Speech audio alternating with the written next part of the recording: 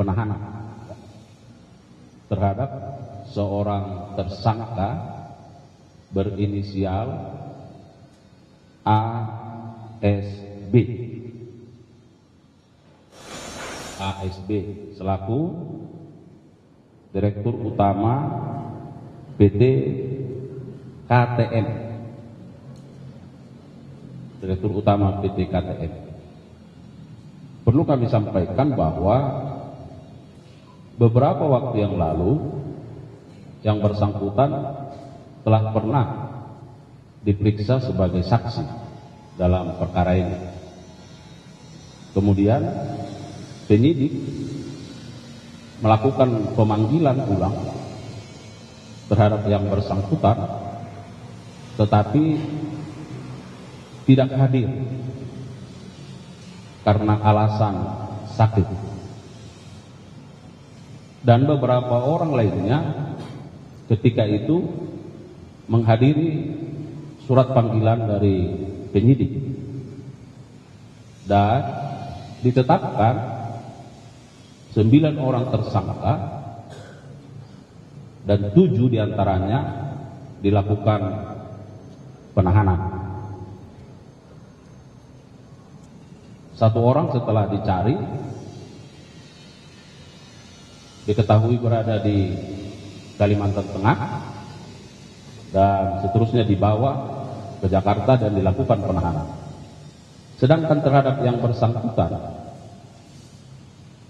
penyidik terus melakukan pencarian informasi terhadap keberadaan yang bersangkutan. Dari berbagai informasi yang diperoleh bahwa yang bersangkutan ternyata sakit karena jatuh dan dilakukan perawatan di RSPAD Jakarta.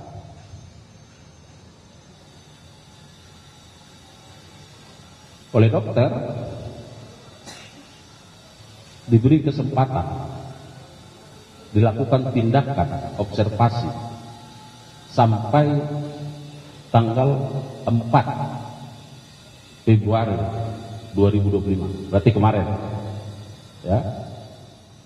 Dan penyidik setelah menjelaskan segala sesuatu berkoordinasi dengan pihak rumah sakit RSPAD, lalu membawa yang bersangkutan ke rumah sakit Adiaksa di Ceger.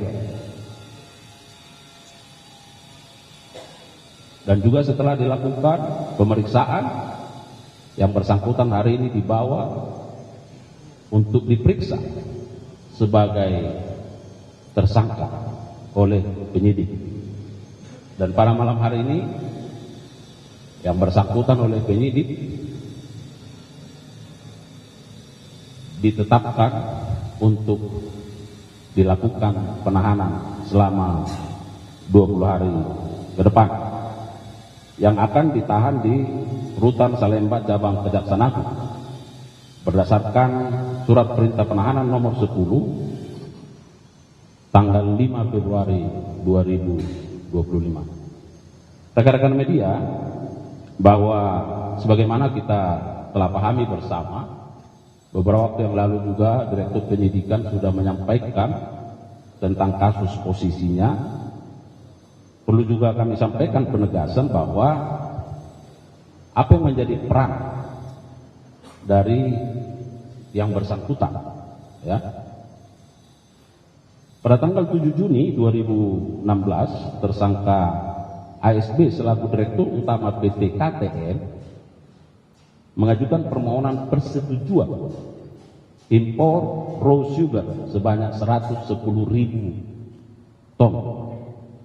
Selanjutnya atas permohonan tersebut, Menteri Perdagangan, yaitu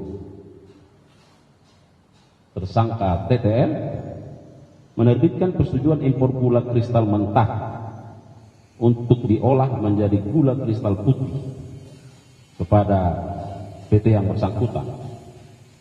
dengan surat persetujuan impor nomor 04 dan seterusnya tanggal 14 Juni 2016 tanpa melalui pembahasan rakortas Kemenko Perekonomian yang menyetujui impor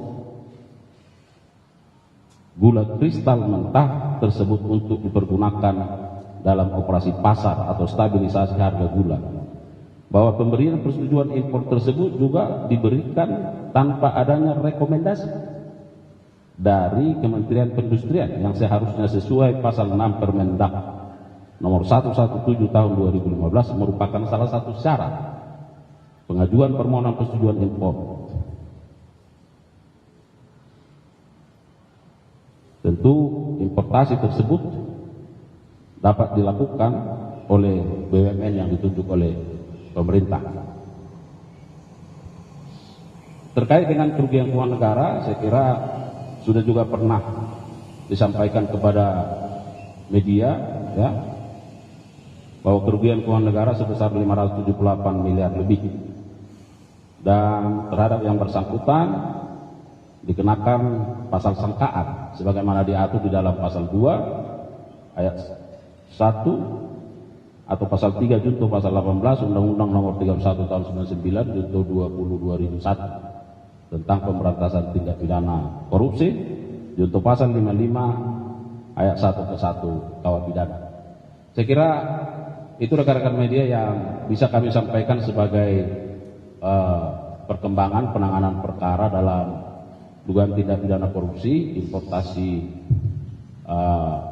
gula ini, sehingga dari 9 tersangka yang sudah ditetapkan, ya, selain 2 tersangka yang sebelumnya juga sudah ditetapkan, bahwa semua tersangka sudah dilakukan penahanan. Saya kira demikian yang bisa kami sampaikan. Ada?